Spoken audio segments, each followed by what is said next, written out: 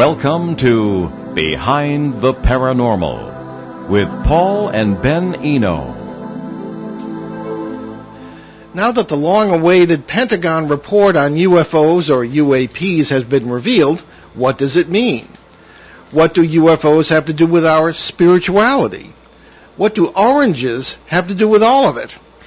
Hello, and welcome to the 901st edition of Behind the Paranormal with Paul and Ben Eno, coming to you from WOON AM and FM radio in Woonsocket, Rhode Island, on the Paranormal Radio app, from TalkStream Live, and on TuneIn.com. I'm Ben, and those revealing questions came from my co-host, partner in Paranormal Adventures, and Dad, Paul.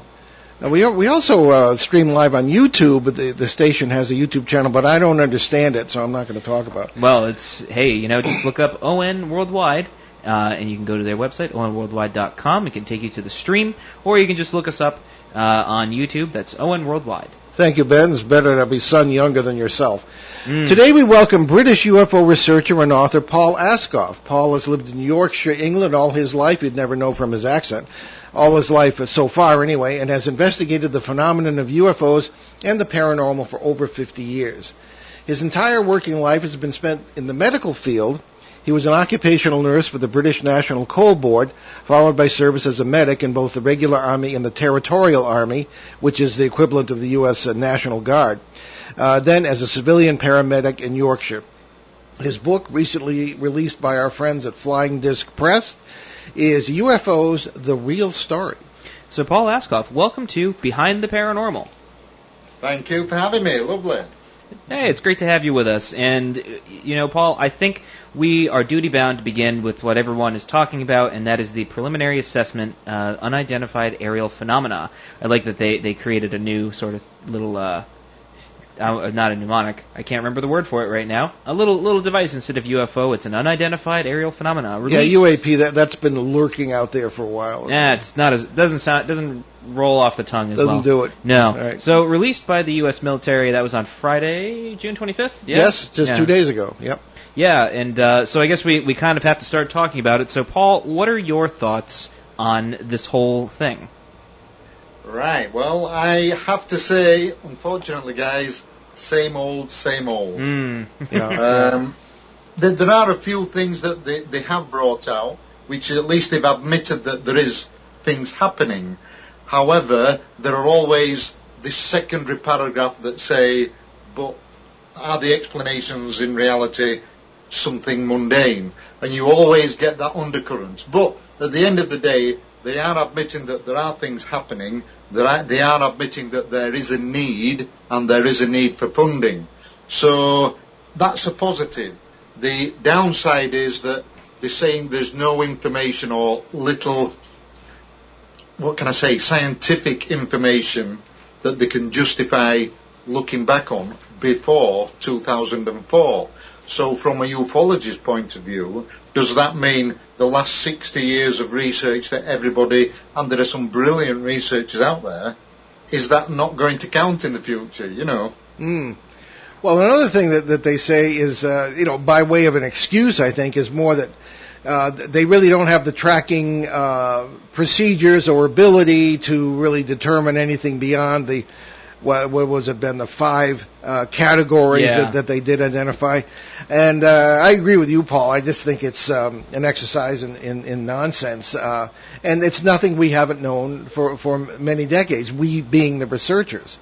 And it sort of backs up the contention that what we're always saying, that if there's any kind of disclosure here or coming, it's going to be from us, people like us who research this thing. So Ben is scanning the document. I'm trying to remember, because I was rereading it this morning in preparation, and there were 2 really interesting things that were pointed out that they're very vague, but they give very, very interesting context. And one of them they list on page 4 of the report here, and it's the UAP collection challenges, which is really interesting because we've kind of talked about this slightly over the years, but not in too much depth. And one of the things they call out is sociocultural stigmas and sensory limitations remain obstacles to collecting data on UAP.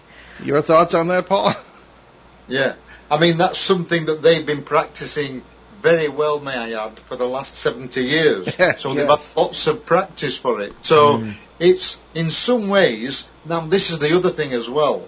If you went into your local shopping mall, where you live now, and asked the first 100 people that walked past you what a UFO was, they would know. If you ask them what a UAP is, I guarantee that less than 5% would have any idea whatsoever. And is this another, if you like, divisive way of underlining things and moving things? I'm not decreeing it, because if we were to start again, UAP is probably a more accurate description. However, it is partly negating all the work that has been done up to that point.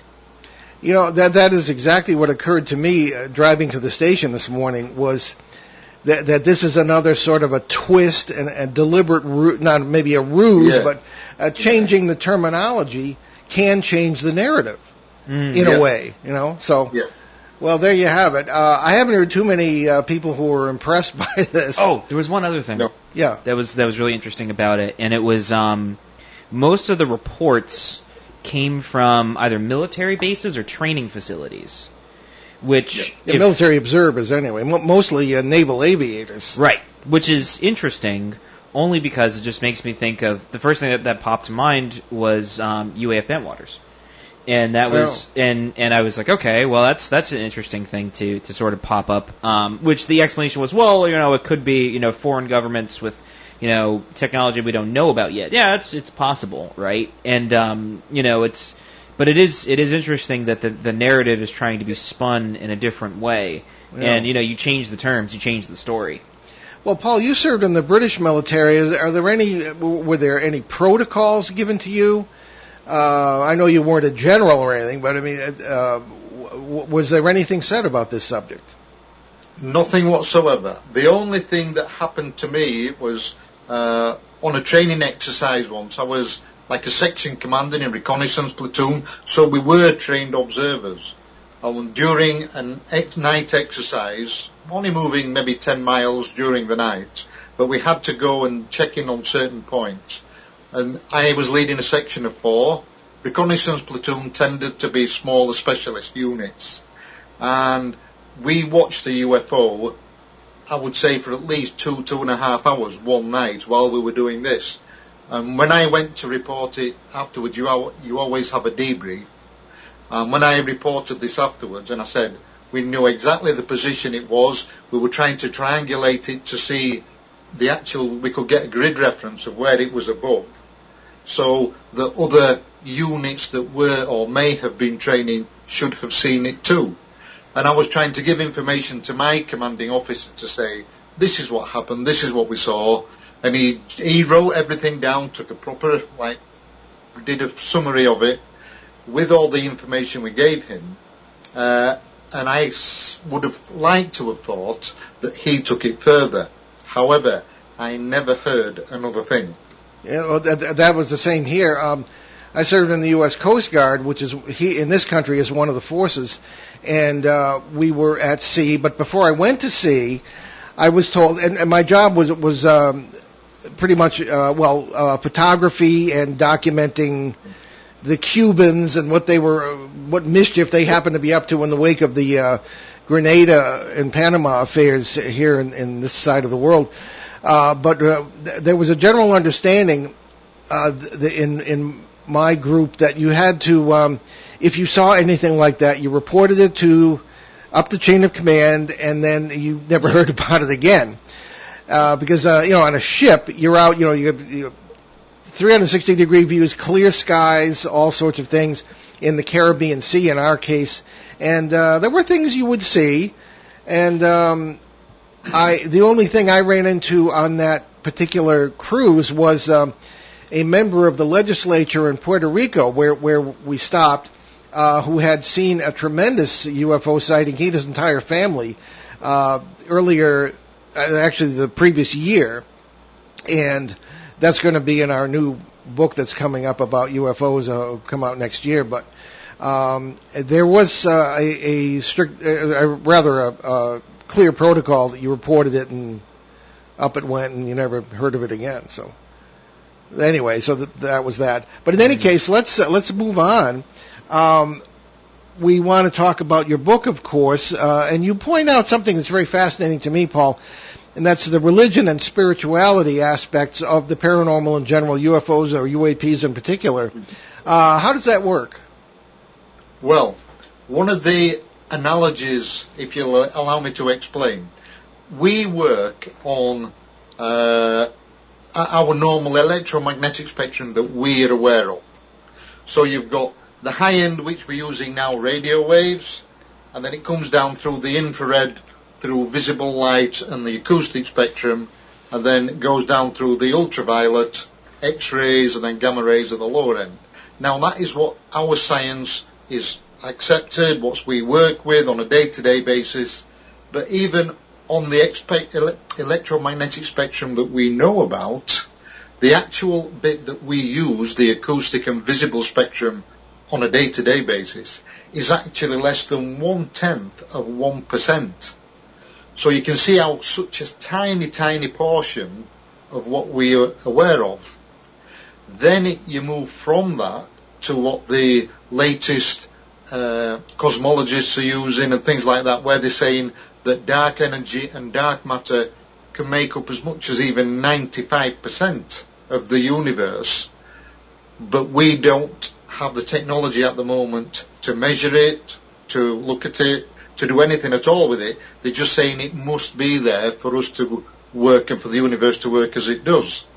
Therefore, we are only looking at less than 1/10 of 1% of the 5% that we're working with.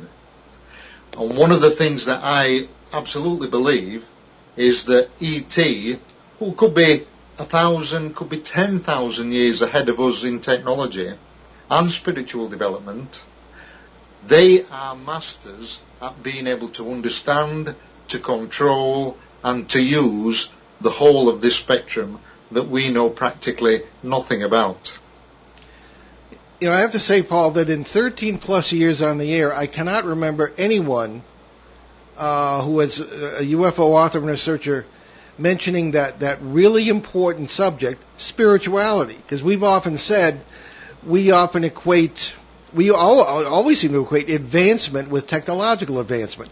No. Very serious mistake. As we said, who were the most advanced humans in the 1930s technologically? The Germans. You know, the Nazis. How'd that work out? They right? were. Yeah. Certainly. Right. Well, just to go on to explain a little on the spiritual side of things. If you imagine the frequency that we know about, from the gamma rays at the bottom, through our visible, to the radio waves at the top end, we're looking at that. If you imagine that is an LP, a normal, old-fashioned vinyl record, right? That is our 5% that we know about. The edge of the record, where you would put the needle on to play, is, if you like, evil, the lower frequencies. And then as it moves across, each groove is a separate lesson, is a separate life, and it is how we progress. That is what we are doing here now. You are somewhere in one of those grooves trying to progress by your own efforts right now, by the way you think, by your thought processes, to lift yourself and improve, so that when you come back for your next lesson, you're moving towards the centre, which some would call God, some would call purity, some would call the divine creator, whatever you want to call it. At the end of the day, all religions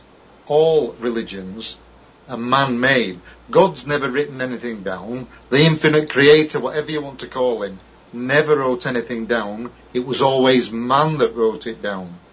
Therefore, it's by your thought processes that you can improve and lift yourself. It's by your ethics, your morals, your helping other people. And I'm not saying it's easy by any stretch of the imagination, but it's by your efforts that you can improve and learn your lessons to move forward, to become a higher spiritually evolved being. Now, to make it slightly more complicated, there's not just the LP, the vinyl record that we're on. The other 95% of dark energy and dark matter, So we're in the middle somewhere of a whole stack of records that we're not even aware of. And that is how the universe works, if you like. So you're almost talking about what we talk about, which is maybe in a different way, the parallel lives, and this sort of thing, a multiverse kind of thing, where all possible outcomes exist. And one wonders what is the outcome as far as UFOs are concerned, or UAPs. Ben, you look like the smoke coming out of your ears. Huh? No, I'm thinking. Okay, well, that's what I mean. Smoke's coming out. Oh, are you suggesting it hurts to think? No, not at all. That's a good thing, Ben. That's a good thing. Yes, it is. Well, I guess my first question would be, progress to what? You said the center, but what is that? Right, that would be purity. The idea is that, I'm not, no way am I saying I'm an expert. This is just with my experiences and how I've got to where I am in my life, what I believe is the natural progression of our soul, if that's what you want to call it. Now, it's not just us. E.T., for want of a better term, are going through exactly the same process. They too, there might be 10 records higher up in the stack than we are, technologically more advanced, but also maybe spiritually more advanced. But they have to abide by the same universal law, if you want, for want of a better term. So everybody, everything, every living sentient being, whether it knows it or not is irrelevant. You are on this journey trying to get towards the centre as a way of improving and developing your soul. We'd like to hear... Oh, go ahead, Ben. What is this universal law? That everything, I'm not saying it's a law as such, it's just a way of explaining it, but every sentient being that is being able to think, being able to distinguish between what's right and what's wrong, every sentient being should improve itself. It shouldn't be doing bad things. It should have good morals. It should have good ethics. But where do the ethics and morals come from? That's it, exactly. They come from your vibration, your soul, and helping that. Everything has a magnetic field. Right. You have a magnetic field, I have a magnetic... If I met you in real life, Paul and Ben, we would know immediately if we're going to get on. Because your aura, for want of a better term, recognises mine. So that's when you use the old catchphrase where they were on your wavelength. And that's exactly right. That's how you know as soon as you meet somebody if you're going to get on with them or not. You know if you've got a personality clash. People automatically know these things because your aura, your higher self, senses that. But you have, as you're now sat in front of computer screens, the chair we sat on, the room that we're in, even the building, everything has a magnetic field, and they all influence what you feel and what you do. But by the same token, you also, by your very thoughts and everything else, everything's energy. Every thought that you put out is an energy. So that's why you people know when you meet them, if you're going to get on with them, they know if you're a good person or not. And because it's a subconscious thing that our higher soul can pick up on that. Does that make sense? Well, I'm wondering where ETs, if that's what they are, come into this. Would you have the same sort of interaction with ETs? Or what I'm really getting at here, Paul, is we have a problem with the island theory, as we call it, that we were all self-contained rather than connected. And I think you agree with that in the sense that we're not just individual islands. So where would ET come into all this? So ET is just a different race, a different evolving being, if you like, that is just on a different record to us. So they're on a completely different frequency. However, now I've said that, if you're able to understand and control and you can manipulate those frequencies, they can reduce their vibration to come down through the records to lower themselves onto our vibration. So they can interact with us on our vinyl LP, if you like. That's just an analogy I use so that people can understand it easily. Sure. I'm thinking of the quote from the great Stanton Friedman, who was a dear friend of ours. He said, "We are a primitive species whose primary activity is tribal warfare, why would they, the alien, want to talk to us? What are your thoughts on that? Would they treat us as equals? What do you think? Well, now there's a good question. The thing is, looking at it from their point of view, now I'm not saying they're all goody-goody two-shoes, because there will be good and bad ET. I believe there are many races, and there are good and bad ET. However, is it a bizarre act of kindness that ET don't, when they do interact with us, don't let us remember as much as we could do? Are we just, if you like, if I use the example, a local nature reserve where you are, you would go in maybe, put nets up, catch all the birds, make sure they're healthy, make sure there's a good population, ring them if you need to, and let them go. Is that the similar sort of bizarre act of kindness that ET are now using us with, but they're not letting us remember the full extent of it because it's, as in, what can I say? Because people, because of the mainstream media and things being always, they were attacked. Everything's against somebody's will, and everything's on a negative connotation. Well, I don't think that may necessarily be the right road to follow. I'm not saying in every case, but if you get what I mean. So the interest, there's a few interesting things I wrote down that you pointed out, which I'm gonna kind of go through. There's a really is a very interesting word to use. You know, is this possible? Is this etc. So you brought up an interesting point. If they evolve differently from us, would that mean they have the same morals? Not necessarily. And the thing is, what we are trying to do is put our expectations and our experiences and our lives onto theirs. And we don't know. It's like, as you often see the joke, a fisherman captures a fish and then they let him go back in the water, and it's like, does he tell the other fish that he's just been abducted, you know? And it's that sort of scenario. Now, do you want me to move on yet, Ben? Because I can explain this a little further if you wish. It's up to you, Dad. Oh, no, go ahead. We'll have our break in a few minutes, and then we'll get on to some listener questions. But go ahead, Paul. 25 words or less. Okay, I'll carry on then. To sort of go on from that, it's the electromagnetic spectrum that ET is fully aware of that we're not. That is why ET can I'll just use the phrase ET because it's an easy coverall, but they can immediately recognize somebody because everybody is unique.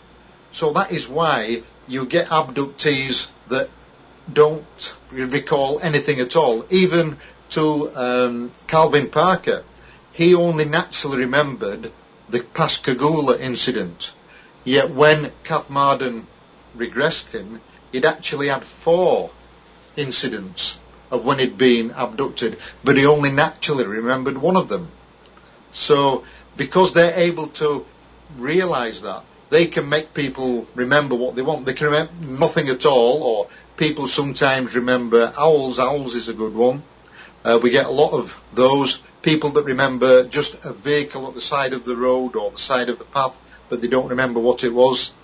And not being allowed to remember, is that a bizarre act of kindness on the part of ET, that abductees don't remember all that they could?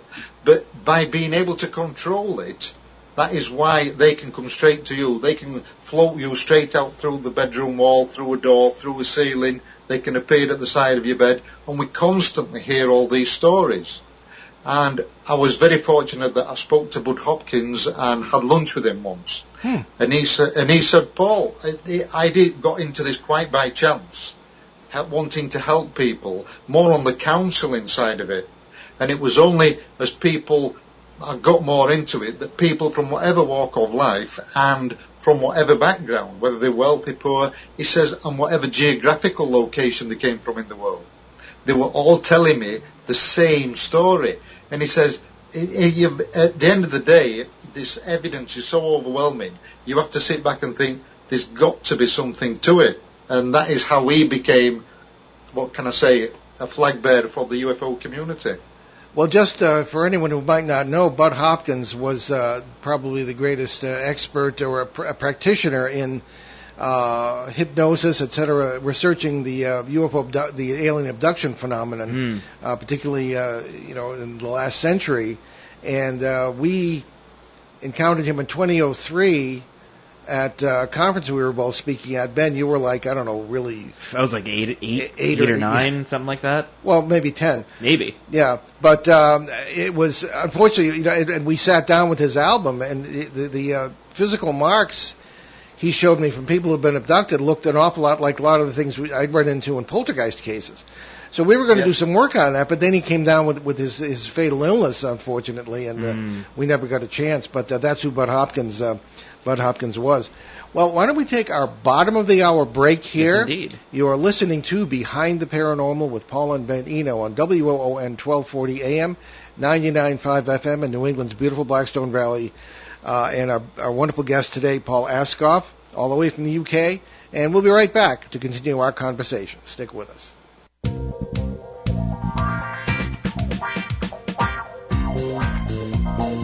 The night is alive. Join us and take a walk on the weird side when you tune in to the Kingdom of Nye, hosted by Heather Wade, the finest in late night talk. Listen live free weeknights starting at 9 p.m. Pacific time at thekingdomofnye.com, talkstreamlive.com, and the Paranormal Radio app. Wanna take a ride? Local and live at 99.5 FM. And welcome back to Behind the Paranormal with Paul and Ben Eno. It is WOON 1240 AM and 99.5 FM. And we're going to continue our conversation with British author, researcher. We have some questions from listeners for Paul Ascough, our guest. And why don't we start with one from Peter Shelley. I think we can use his last name because he co-hosted last week. And from South America, who was sending his usual excellent question. Yes, Peter, you've lost your anonymity privileges. Yes, that's all. It's all over. Alrighty, so Peter writes to us, can you please ask Paul to share the complete details of the 1995 abduction case involving 4 people which he investigated for the BUFORA, and what was his process to investigate it? Okay, guys, well, that was a case that I investigated for BUFORA. Philip Mantle was the director of investigations at the time for the British UFO Research Association, for listeners that don't know. And this was a case that wasn't far from where I lived, maybe 20, 30 miles away. And it was 4 adults that had allegedly been abducted. Now, I hate to use that word allegedly, because as an investigator, when you speak to these people, it's wrong to sort of put that connotation on it again. You're putting a negative thing on it straight away. To them, they're scared to death. They're real. They're frightened. They're terrified in some cases. And they want explanations. And this were 4 adults, 2 young couples, and they said initially they noticed that the atmosphere of where they were just a nice summer's July evening, having a barbecue in the garden, and they noticed the atmosphere was strange. And one of the guys said, it was like I noticed things were odd and things were happening around me and they weren't right. And then he noticed that it was suddenly dark. And he says, I can remember just thinking, how is it dark so quickly? And then he said that you sort of get to the end of the evening and you go to bed, and then you get up the next day and it was like, what happened, And they do remember tiny little bits of it naturally.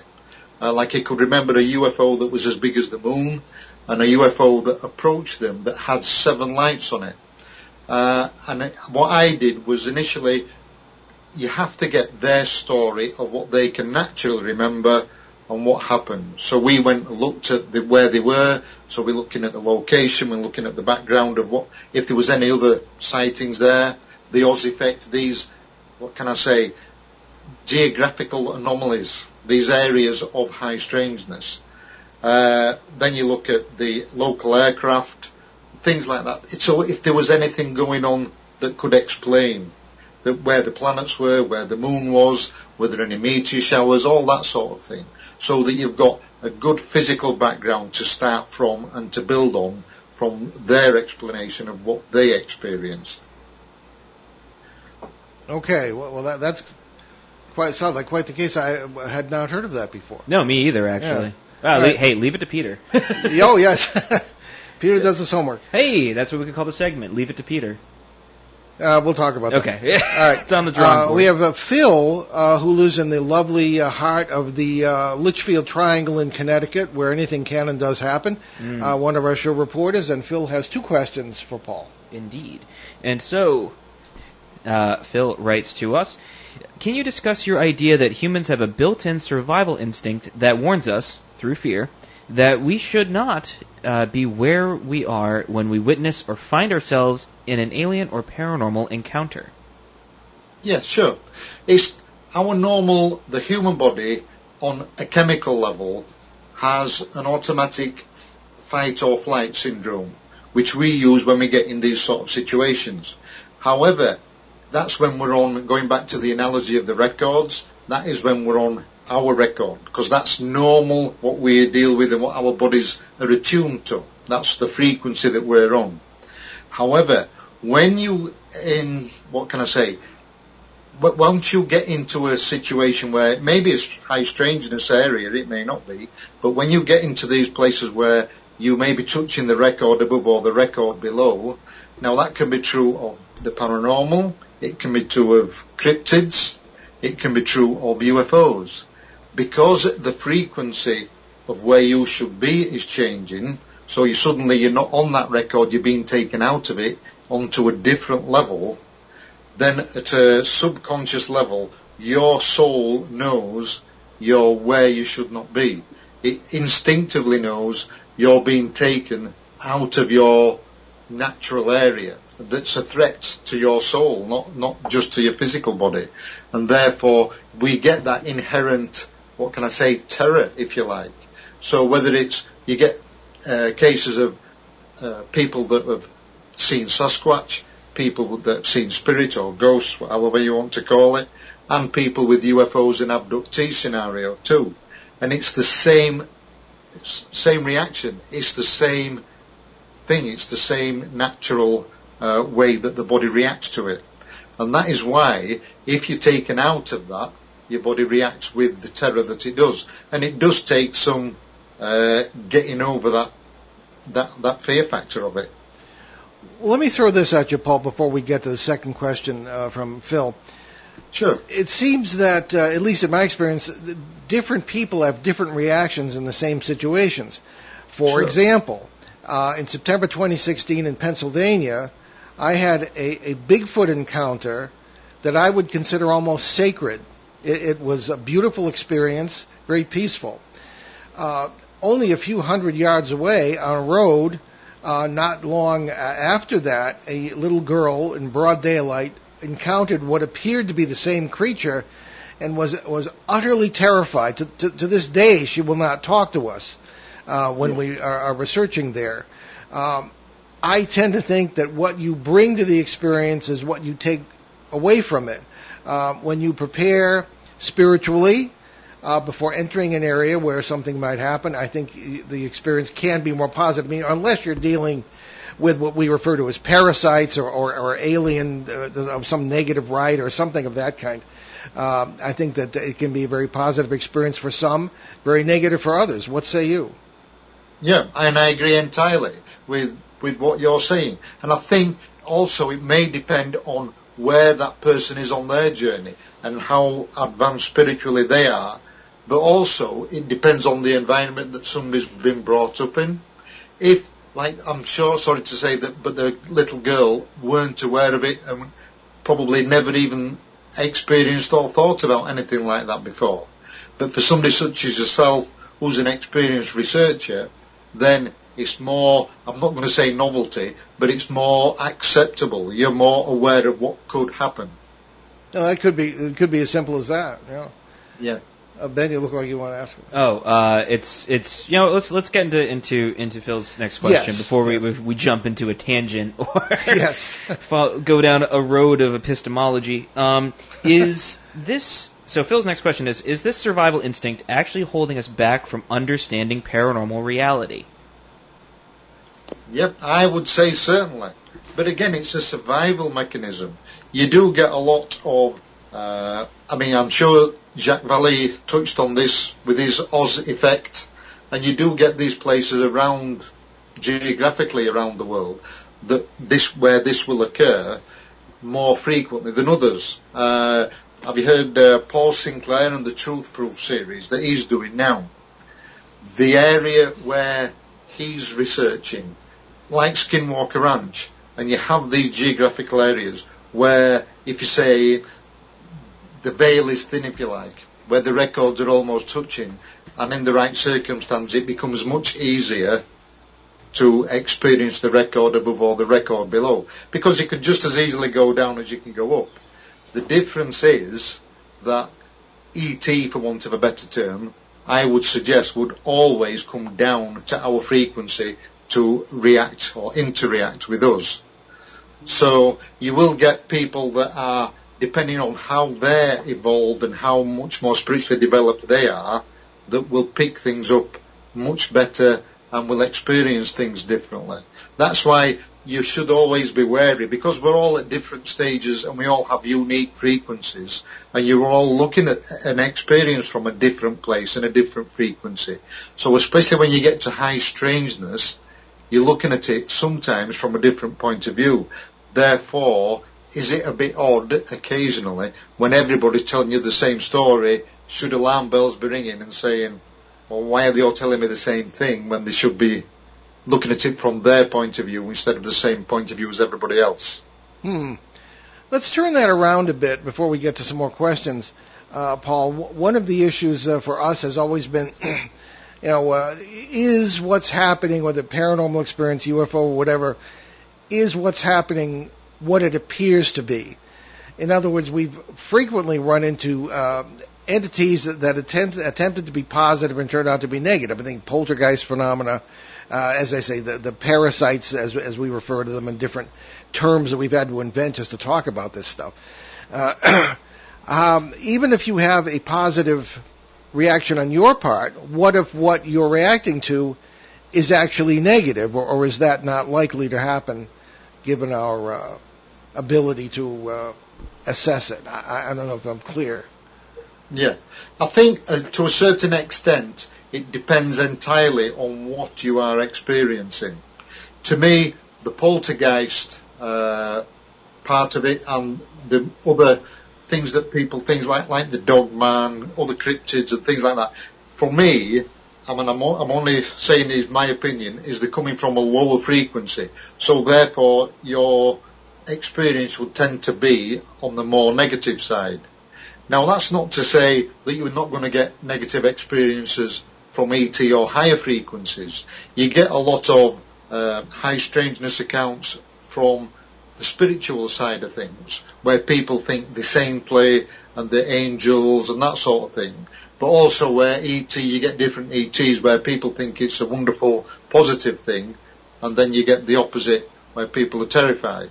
And I think it depends entirely on how much they remember, how much they're allowed to remember, and exactly where on that electromagnetic spectrum the experience is coming from. All right, we have a question from Charlie in Oregon, who also frequently sends in excellent questions. And it's addressed to Ben and myself, but we're going to include Paul in this, and we'll let Paul answer first. Sure. So Charlie writes to us. Hi, Paul and Ben, and Paul. Have either of you had an ET experience? If so, do you remember anything? Have either of you had any hypnotic regression session? If so, what happened? Paul, that's in your lap. Well, I've had many, experiences, but nothing that I can recall naturally of any ET close up. Everything's always been at arm's length, if you like. many experiences, but all at a distance. Okay. Well, there we are. Have you ever been hypnotized in a regression session of some kind? No. No, Okay. All right. Well, that's a quick answer. So, What about you, Ben? Short and sweet. Well, the answer is in order: maybe, no, and no. So, All right. That's a quick answer too. Well, as usual, I'll be perhaps a bit more verbose. After the an actual ET experience as far as abduction or anything, not that I have any knowledge of. There was, when I was very small, at the age of 3, 4, and 5, something would turn on the lights in my room. I don't know if you ever knew that, Ben. no, I did not know that. Revelations about your father. Hey, look at that! This Yeah. is live radio, And folks. Grandma used to come in, and she assumed that I would get up in my sleep and turn on the lights, which is perfectly plausible. It But sounds like Grandma. in ensuing years, pursuing this subject, I found that lights being turned on is one of the phenomena that is sometimes associated with ET visitations, if not abduction. So, but I never any. Well, everybody has marks in their bodies, I guess, but I don't know. I don't really think I've ever been abducted, at least not as far as I know. As far as hypnotism is concerned, people have tried and failed to hypnotize me. No one's ever been able to do it. That might be a blessing in disguise. So, all right. And so I guess, I don't know, Charlie, if that answers your questions from all three of us, I guess that's the thing. I will put an addendum on that. After the rather dramatic UFO sighting in Pennsylvania that I got on video, and it was witnessed by some of our gang, including Shane Searway, Alexander Petikoff, and Charles Credo, and plus some of the local people, when I get home here to Rhode Island, I had 2 hours of missing time, one of the mornings in the following week. So whether that had anything to do with it, I don't know. And as a matter of fact, Kathleen Martin asked me if I'd had any missing times experience after that, and I did report it, and she offered to do whatever, she hypnotize me. She's an expert at that, and she said she could do it. If nobody else could, she could do it. But I would have to go to Florida for that, and perhaps Paul, maybe you could take my place when you go to Florida on your holiday. Yes, but take in any many case, notes, many pictures. I have to, I guess, give a pretty much negative response to all of Charlie's questions. I know. Sorry, it's not as dramatic as one would hope. No, perhaps not. No. One of the things, Paul, is the definition of alien. Okay, most people will assume that's someone from another planet, and that's perfectly acceptable. But I tend to use a broader definition because in poltergeist cases, particularly really nasty ones, I've been in the presence of these things, and the only word I can think to describe them is alien. Not demon, but alien. So I'm wondering if people hear about my seminary background and then they assume, oh, you must think all aliens are demons. Well, actually, I think maybe all demons, if you want to use the term, are aliens. I don't know. Do you feel that the labels we put on these things are good enough to really explain them? Yeah, that's a good question. And again, it comes from a personal point of view and how negative or positive and how much that influences your life. At the end of the day, as humans, we always put labels on things. And if they help us to accept things and move on, then fair enough. Because that is what we naturally try to do. We naturally try to rationalize something so that we can put it behind us and move forward. I think E.T. and maybe sort of, whether, again, going back to what I said earlier, whether it comes from a higher frequency or a lower frequency, it's still alien to us, anything that's out of our norm. And I think aliens are a handy catch-all phrase that could mean anything in reality, because it's out of our control and obviously out of our understanding too. All right. Well, before we use up the hour, tell us about your book, UFOs: The Real Story, where people can get it and where people can find out more about you. Sure. The book itself, released by Flying Disc Press, called UFOs: The Real Story. It's available on Amazon as a hardback, paperback, as an ebook and on Audible, and it basically gives a lot of my background and my experiences that colours it in so that people understand why I think like I do and why things have been interpreted. And I'm not saying I'm an expert, but this is my take on things, because generally people have a small slice of the pie. And what I've tried to do is try to write something that people understand the bigger picture, so that it isn't just paranormal, it isn't just cryptids, it isn't just UFOs. They can all be connected, and there is a bigger picture, because people will just write about Bigfoot, or they'll just write about poltergeist, or they'll just write about Rendlesham Forest, or they'll just write about Roswell, and they're all little pieces of the same puzzle. And what I tried to do was try to help to people to try and tie it all together so that they had a better understanding, and then they can go off and with a better picture in the mind of what's really happening at the back of it all. Does that make sense? It makes perfect sense, makes sense. and I certainly agree. As a matter of fact, the book takes one in unexpected directions, which I found rather refreshing. So I would urge people to check it out. An excellent book. So, Paul, what is your next step? Where do you go now in your research, and what are you working on? Right. What I'm trying to do, you see, the other thing to go on from me trying to make it simple for people to understand is you do get researchers and authors, and there's some fantastic people out there that have done a lot of work that are really, really good. However, if you tend to get too scientific about things, where people can just pick a book up and read it, and it seems to make common sense, and it's, I understand that. If you get too deep and too scientific, they have to stop and think about it, and often when they get to that point, they just go, put the book down, I'll read something else. People have to be able to understand in layman's terms, and you have to try and make it easy for people. So that's what I've tried to do without going too deep. Now, I would now like to go forward and put some scientific explanation behind it all for those of us out there that have been there and done that, and sort of try to explain it from a more scientific point of view that helps to explain why these things are happening. Okay. Well, what reactions have you had from other people about these ideas? You do go further than most people in the field. What reactions have you had to the book so far? Well, I have to say, amazing.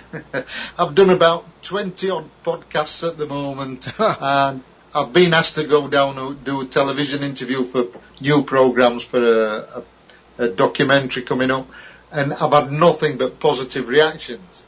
Now, for me, it's nice to get that feedback, because I want people to be able to understand in their terms and something that they can encompass as something that's easy for people to get a handle on, rather than struggling and not doing that, So maybe that's just why I'm getting a good response, because I'm like the guy next door who knows a little bit about something, but it's not too deep, if you know what I mean. Okay. We have a very last-minute question in our last few minutes from Peter in South America. Ben, would you do yes. So Peter very quickly asks, we do actually have enough time for another question, so good timing. Do you have any insights on the Black Triangle sightings in the UK, which seem very high? Sure. And I think, again, you get this... where before different phases have different ships and different sightings in different areas at different times and through the years. Now, more recently, we're getting more and more Black Triangle sightings. I mean, the biggest one obviously was the Phoenix Lights experience that everybody had over there. But then the Belgian wave, that was Black Triangles as well. So we are tending to get them in Europe, and I think from the 90s onwards they've become more and more prevalent, and but still not as big a percentage as I would have thought. Now, whether this is some black project that we're not being allowed in its military, or because you get different experiences that people are getting. where the actual movement of the UFOs is completely different to our normal technology. So that is one of the things. I'll just go back to Rendlesham Forest and these others. If you're able to control the frequency, and if you're able to understand it, you can therefore, everything is controlled by thought. And that is what one of the things Bud Hopkins said, Dolores Cannon, Kath Marden, when they're doing all this with the abductees, they all three have said that the abductees said everything's been controlled by thought.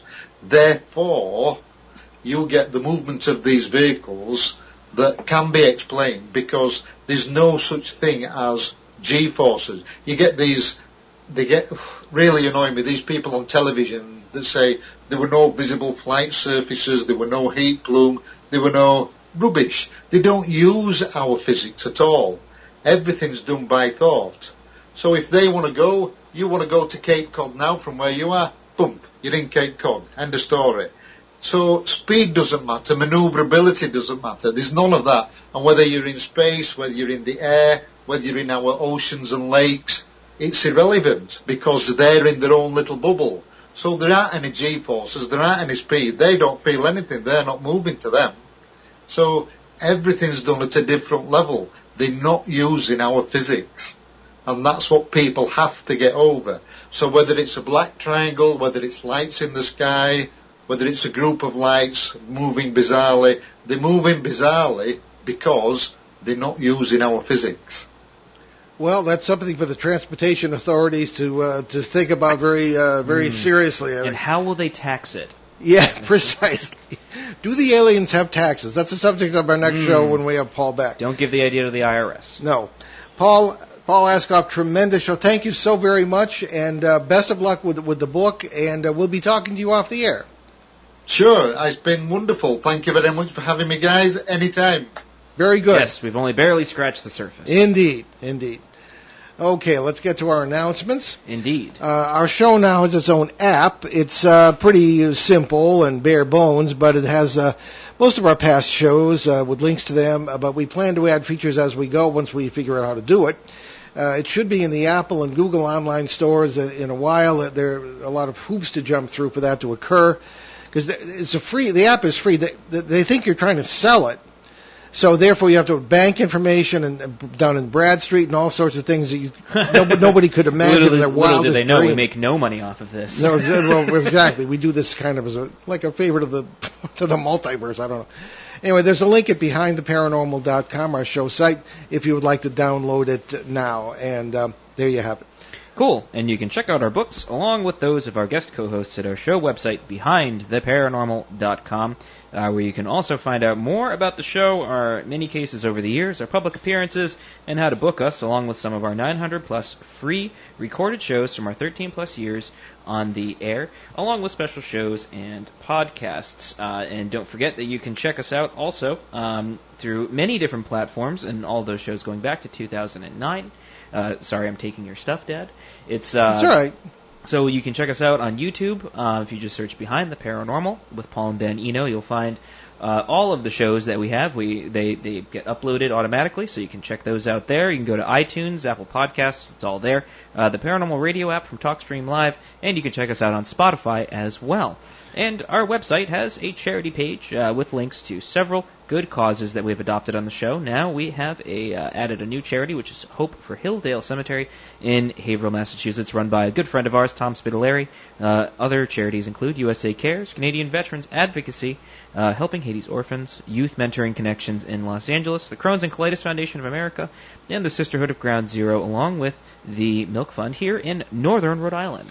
And I have to mention that Tom Spitaleri has been on the phone to me over the last few days, and apparently he's quite happy, and deservedly so. The state of Maine has, after pulling the carpet out from under him and the Parafest, New England Parafest event last year, laid out the red carpet for him. He said even state representatives were there. Wow. So apparently he's going to be back in the town of Kittery. All is forgiven. And it's going to be in April. We'll have the dates for you. It's going to be a 5-day event. Whoa. And you don't know this yet, but we're doing the show from there, and now live as we do with our panel of speakers at various events. And we'll have more information next week. All right, so what's on the picnic table for the next show, Ben? Well, next weekend is July 4th, Independence Day here in the U.S., so we will do a rebroadcast. The eye-opening February 7th show with Paula Lupizzi Harris and conversations with Colonel Corso. And we'll be back live on July 7th with open lines. And just for anybody who doesn't know, Colonel Philip Corso was the one who was reportedly in charge of events, I should say, the Roswell crash debris, and for the Pentagon, and seeding it into American industry in the late 1940s and early 1950s. Question, I think it should be July 11th, not 7th. Oh, you're right. Okay. Yeah. No, the February 7th. February 7th. No. That's the rebroadcast. No. I mean, we'll be back Don't live confuse me, let alone We'll the be listeners. back live on July 11th. Oh, July, we will, Yes. indeed. All right, forget I said it. All right. We leave you today with a thought from person or persons unknown. Never judge people by their past. People learn, people change, people move on. I'm Paul Eno. And I'm Ben Eno. And thanks for joining us on our great cosmic journey, and we shall see you next time on Behind the Paranormal. Return to this radio frequency 167 hours from now for another edition of Behind the Paranormal with Paul and Ben Eno.